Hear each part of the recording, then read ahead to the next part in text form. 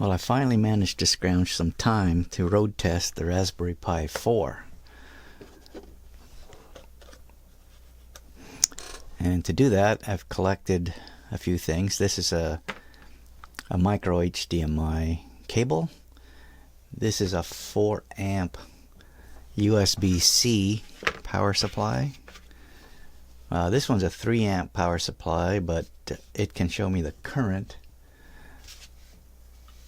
that the device is consuming. So I'm going to use that to tell us how much power is being input into the Raspberry Pi 4. And of course I've got a heatsink for the Raspberry Pi 4.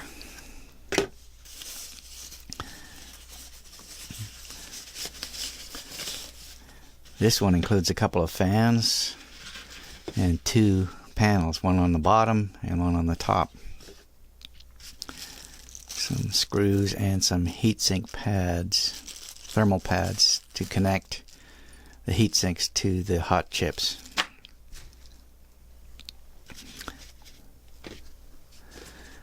So I'm going to assemble all that. One of the things I'm going to do is test how the heat sinking actually works. See, there's some pads here for the hot chips, and there's one on the bottom for another hot chip. Now I have a Raspberry Pi 3 which has a completely passive heatsink on it, a very nice heatsink, but there's no fans. And I've done some thermal tests on this, so I can compare that with the performance of the Pi 4 and its active cooling system. So let's look at how this actually fits. It's just machined to fit on there perfectly. And the same thing with the bottom.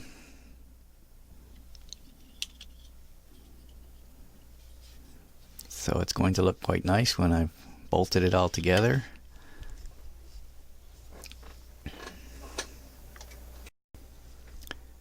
I've been taking a closer look at the heatsink for this Pi 4. And first of all, the bottom plate has a raised section that is good to connect to a hot chip. But the Pi 4 itself doesn't have a hot chip under there that corresponds to this. So this was actually designed for the Pi 3, which does have a hot chip corresponding to that bump. And this one actually works well. All the chips have the right contact to make a contact with the heatsink through their thermal pads. That was designed for the Pi 3. And on the Pi 4, it doesn't connect to anything. So it's really not doing anything except trapping stagnant air in there, which is a very good insulator. So I'm going to try and put a pad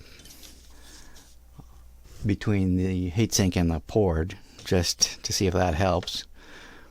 But also the other part, which fits on top of the Pi 4, notice I've already put the heatsink thermal pads on there. Only one of them makes contact, the one on the CPU.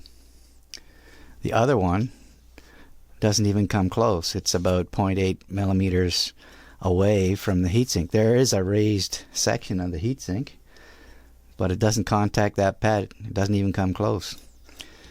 So again, I'm going to have to find some other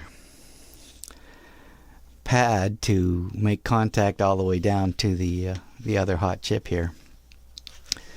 And we'll just see how that goes together. We have a little helper checking it out.